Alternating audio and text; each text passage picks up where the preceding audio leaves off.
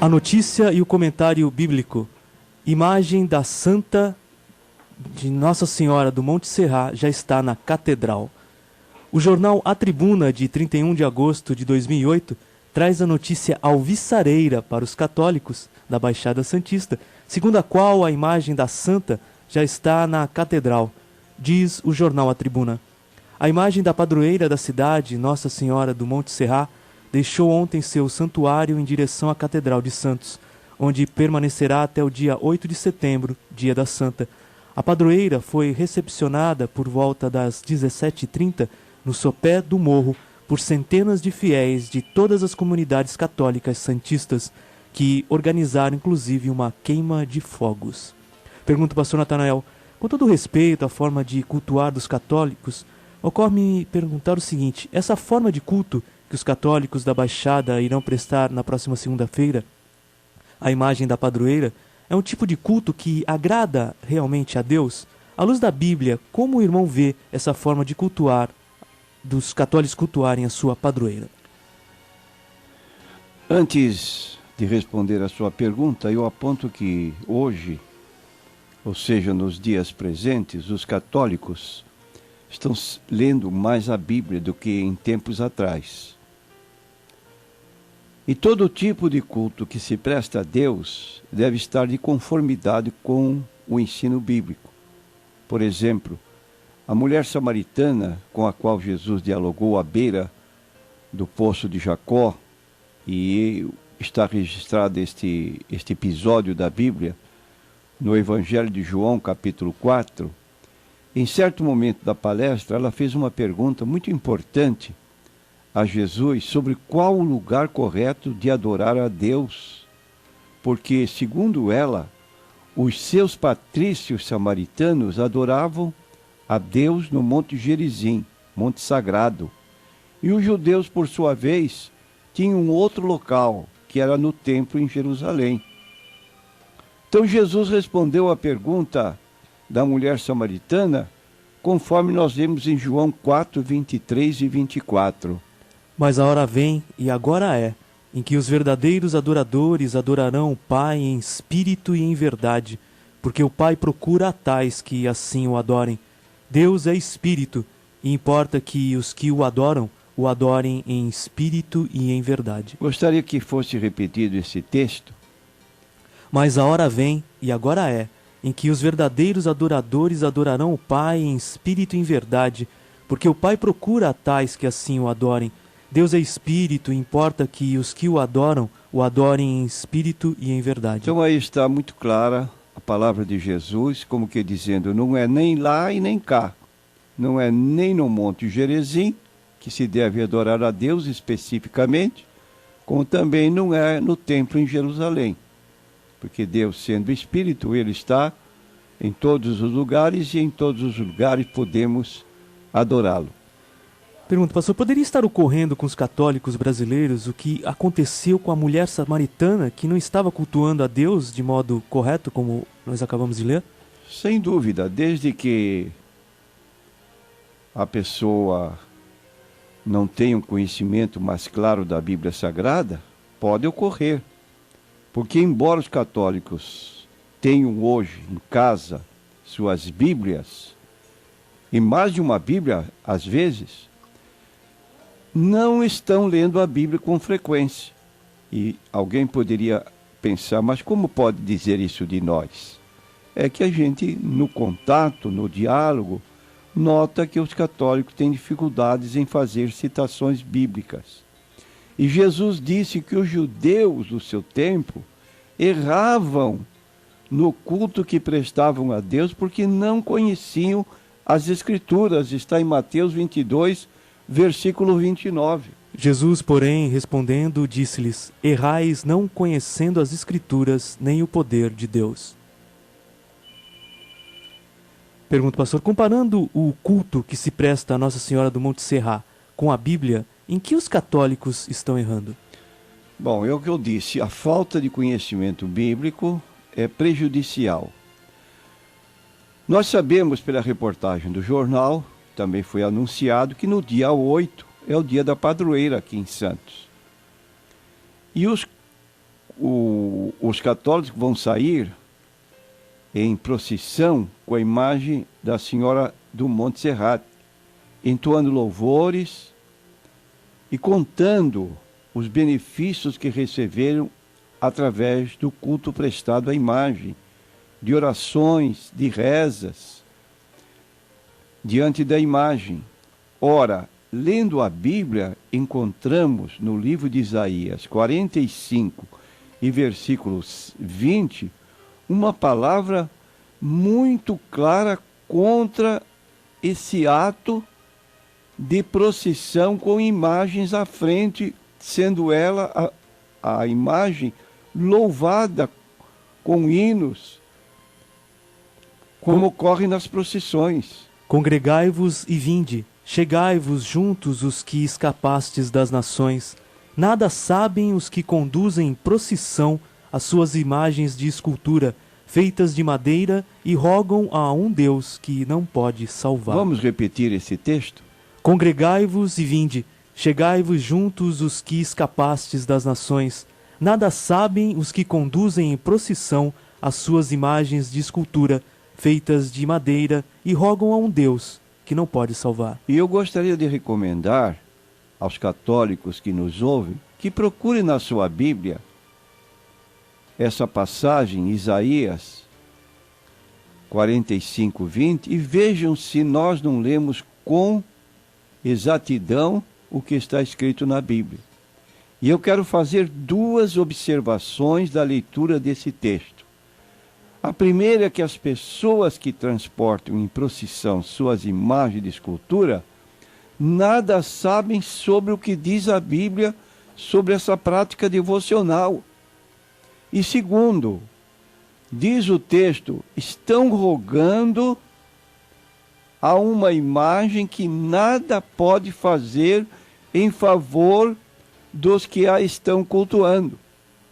Quer dizer que não tem benefício e, pelo contrário, tem prejuízo, considerado isso à luz da Bíblia Sagrada. Podemos dizer então, pastor, que Deus não ouve a petição de uma pessoa que sincera e honestamente presta culto à imagem de Nossa Senhora do Monte Serrat? Bom, nada melhor do que ler a Bíblia mesma. E no Salmo 115, versículos 4 e 8, mostra o que pode nos fazer, que benefício nos pode trazer uma imagem diante da qual uma pessoa se prostra e faz rogos. Os ídolos deles são prata e ouro, obras das mãos dos homens. Têm boca, mas não falam. Olhos têm, mas não veem. Têm ouvidos, mas não ouvem. Narizes têm, mas não cheiram. Têm mãos, mas não apalpam. Pés têm, mas não andam. Nem som algum sai da sua garganta. A eles se tornem semelhantes os que os fazem, assim como todos os que neles confiam. Ora só, notadamente essa expressão que você acabou de ler. Tem ouvidos, a imagem tem ouvidos, mas não ouve. Se uma imagem tem ouvidos e não ouve, ela não pode ouvir o que a pessoa está pedindo, suplicando.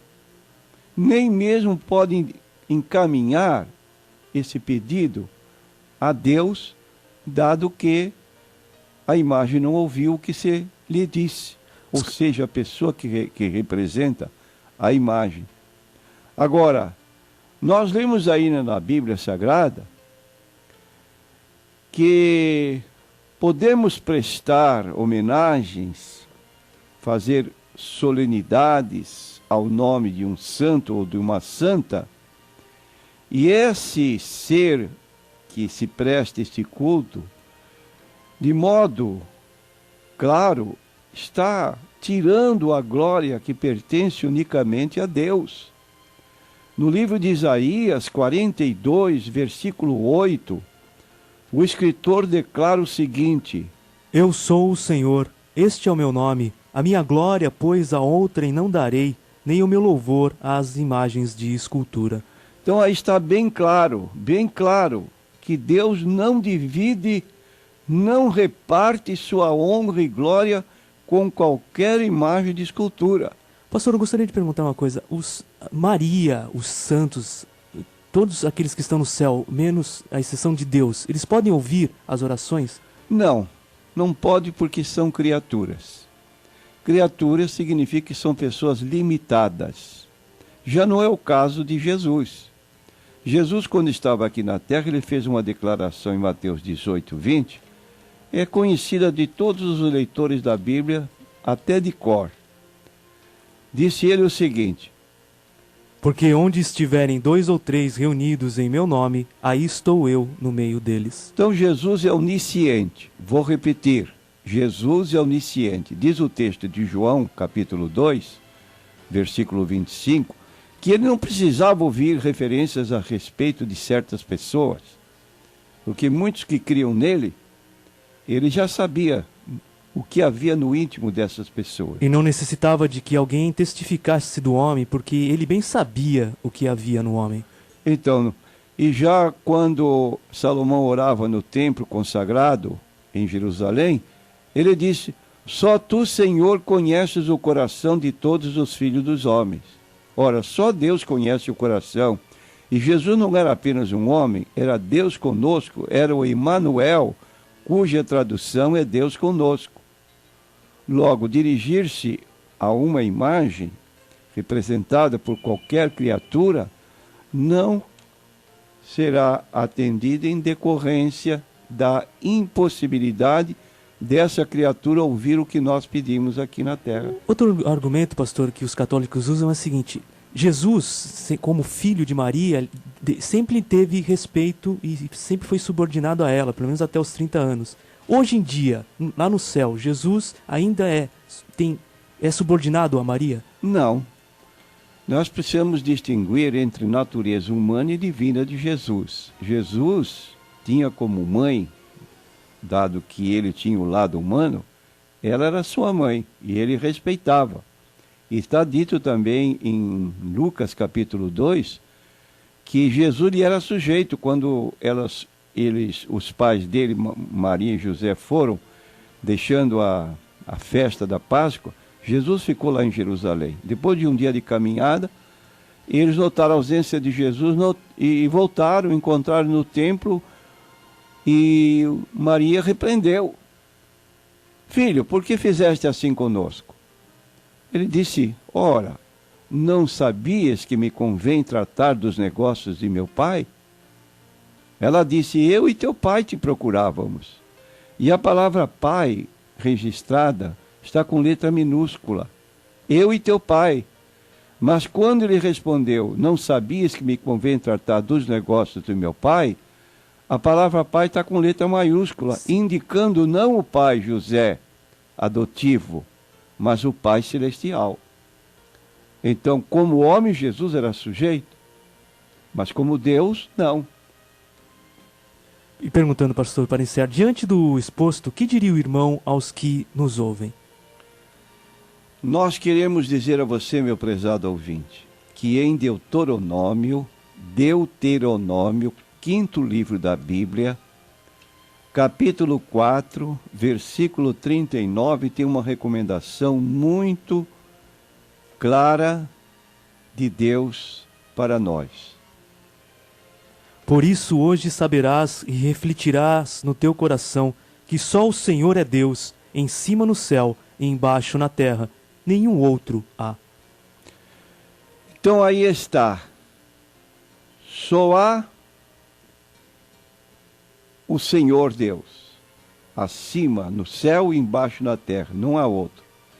E nós temos então, já no Novo Testamento, o apóstolo Paulo, falando de Jesus em Filipenses, no capítulo 2, a partir do versículo 5 em diante, mostrando dos lados da vida de Jesus, sua humilhação e sua exaltação. De sorte que haja em vós o mesmo sentimento que houve também em Cristo Jesus, que sendo em forma de Deus, não teve por usurpação ser igual a Deus, mas esvaziou-se a si mesmo, tomando a forma de servo, fazendo-se semelhante aos homens. E achado na forma de homem, humilhou-se a si mesmo, sendo obediente até a morte, e morte de cruz. Por isso também Deus o exaltou soberanamente e lhe deu um nome que é sobre todo nome, para que ao nome de Jesus se dobre todo o joelho dos que estão nos céus e na terra e debaixo da terra, e toda língua confesse que Jesus Cristo é o Senhor, para a glória de Deus Pai. Então esses versículos 9, 10 e 11, repetindo a leitura. Por isso também Deus o exaltou soberanamente e lhe deu um nome que é sobre todo nome, para que ao nome de Jesus se dobre todo o joelho dos que estão na terra e no céu e debaixo da terra, e toda língua confesse que Jesus Cristo é o Senhor, para a glória de Deus Pai. Então, meu prezado ouvinte, você se pode prostrar diante de Jesus, não propriamente uma imagem de Jesus, e louvá-lo, e bendizê-lo, exaltá-lo, glorificá-lo, porque hoje no céu, ao lado do Pai, Jesus recebe a mesma honra, glória e louvor. Capítulo 5 do livro do Apocalipse, versículos 11 a 13, diz que enquanto nós cantamos louvores a Jesus aqui na terra, o mesmo fazem os anjos no céu. E olhei e ouvi a voz de muitos anjos ao redor do trono, e dos animais e dos anciãos, e era o número deles milhões de milhões e milhares de milhares, que com grande voz diziam: digno é o Cordeiro que foi morto de receber o poder, e riquezas, e sabedoria, e força, e honra, e glória, e ações de graças. E ouvi toda a criatura que está no céu e na terra, e debaixo da terra, e que está no mar, e a todas as coisas que neles há, dizer: ao que está sentado sobre o trono e ao Cordeiro sejam dadas ações de graças, e honra, e glória, e poder para todo o sempre. Ao que está sentado no trono é o Pai, e ao Cordeiro, é Jesus. Concomitantemente, ou seja, ao mesmo tempo, também Jesus recebe, participa da mesma honra, da mesma glória, do mesmo louvor. Fora disso, meu prezado ouvinte, fiquemos com a Bíblia Sagrada. E o pastor, nosso irmão Cláudio, que está ouvindo o programa, faz uma pergunta concernente a esse nosso assunto. Ele pergunta assim, aliás, ele afirma, os carismáticos estão menos envolvidos com a idolatria e recebem curas. Isso se dá pela misericórdia de Deus? Eu quero fazer um reparo aqui nesta afirmação, os carismáticos estão menos envolvidos com a idolatria. Eu não diria que isso é verdade. Pelo contrário, tenho observado, tenho lido a respeito de católicos que antigamente eram chamados católicos pentecostais, e há uma dedicação muito maior deles ligado à idolatria do que os demais que são chamados tradicionais. Agora, o receber curas, isso não implica que ela seja diretamente de Deus, porque no capítulo 7 de Mateus, versículos 21 a 23, Jesus declara que até muitos evangélicos que hoje estão realizando curas espetaculares, vamos assim dizer, também não implica que isso vai lhes dar o direito de entrar no céu. Nem todo o que me diz Senhor, Senhor, entrará no reino dos céus, mas aquele que faz a vontade de meu Pai que está nos céus. Muitos me dirão naquele dia, Senhor, Senhor, não profetizamos nós em Teu nome? E em Teu nome não expulsamos demônios? E em Teu nome não fizemos muitas maravilhas? E então lhes direi abertamente, nunca vos conheci, apartai-vos de mim, vós que praticais a iniquidade.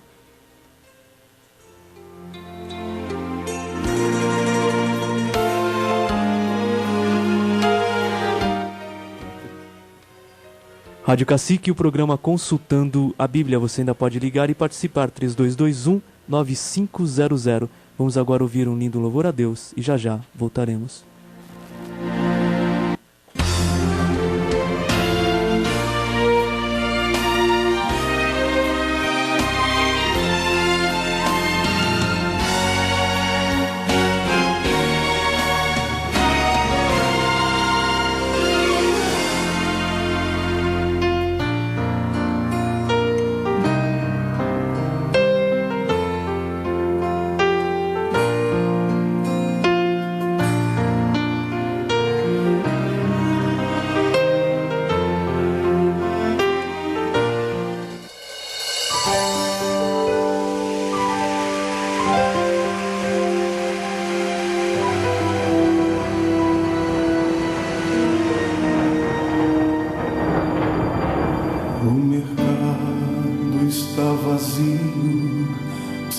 trabalho já parou, o martelo dos obreiros, seu barulho já cessou.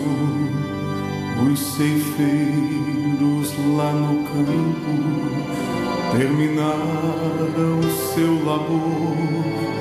Toda a terra está em suspense, é a volta do Senhor. O rei está voltando, o rei está voltando, as trombetas estão soando, o meu nome a chamar. Sim, o rei está voltando. Rádio Cacique e o programa Consultando a Bíblia. Vamos agora ao quadro Você Pergunta e o pastor Natanael Rinaldi responde consultando a Bíblia. Pastor, vem aqui uma pergunta de um irmão que não quis se identificar, dizendo assim: é correto um servo do Senhor fazer o reconhecimento na delegacia do assaltante que o roubou? Esse irmão terá que fazer o reconhecimento do assaltante e está em dúvida.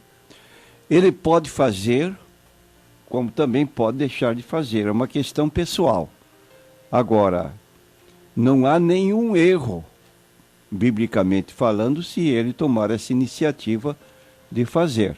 Agora, o critério de atender a identificação é uma questão pessoal. Você não está errando à luz da Bíblia Sagrada se tomar essa providência. Capítulo 13 de Romanos, do versículo 1 em diante, nós notamos que deve haver respeito nosso como cidadão com as autoridades constituídas, e então as autoridades estão aí para punir os que erram. Toda alma esteja sujeita às potestades superiores, porque não há potestade que não venha de Deus, e as potestades que há foram ordenadas por Deus. Por isso, quem resiste à potestade resiste à ordenação de Deus, e os que resistem trarão sobre si mesmos a condenação. Próxima pergunta, pastor, também de um irmão que não quis se identificar, pergunta: como se dá o dízimo nos dias de hoje? Nós queremos dizer que o dízimo nos dias de hoje, eu diria o dízimo da graça, se baseia em alguns princípios, como em 2 Coríntios capítulo 9, versículo 7. Cada um contribua segundo propôs no seu coração, não com tristeza ou por necessidade, porque Deus ama ao que dá com alegria. Então, nada constrangido. Deve ser espontâneo, como um reconhecimento do que Deus nos concede. Como acabamos de ler em 1 Crônicas 29, quando Davi orando diz: nós te damos do que tu nos deste. Se eu reconheço que Deus é o Criador, Senhor de toda a terra, e Ele me tem dado saúde, inteligência para o trabalho, a Bíblia declara: honra o Senhor com a tua fazenda, com as primícias da tua renda. Logo, eu colaboro, eu contribuo com o meu dízimo espontaneamente. Outro princípio do dízimo no Novo Testamento está em 1 Coríntios, capítulo 16, versículos 2. Podemos ler 1 e 2. Ora, quanto à coleta que se faz para os santos, fazei vós também o mesmo que ordenei às igrejas da Galácia. No primeiro dia da semana, cada um de vós ponha de parte o que puder ajuntar, conforme a sua prosperidade, para que não se façam as coletas quando eu chegar. Segundo princípio, método na contribuição. Antigamente, o salário era pago no final do sábado. A pessoa, então, aliás, no final da sexta-feira de trabalho, a pessoa, então, recebia 4 vezes por mês, dependendo do número de semanas. Eles que eram felizes, hein, pastor? E eles, então, recebendo o seu salário, contribuíam. Então, no primeiro dia da semana, nós somos mensalistas. Logo depois de receber o nosso salário do mês anterior, no mês seguinte, nós fazemos a nossa contribuição. É o segundo ponto. E o terceiro é conforme a sua prosperidade. Ou seja, o dízimo é a 10ª do que nós ganhamos. Consequentemente, de acordo com o que nós ganhamos, nós vamos fazer a nossa contribuição dizimal. Repetindo, espontaneamente cada um contribua segundo o propósito do seu coração. Segundo, com método, não dar um mês e faltar 2. Todos os meses eu vou trazer a minha contribuição dizimal. E terceiro, conforme a prosperidade, de acordo com o que nós ganhamos.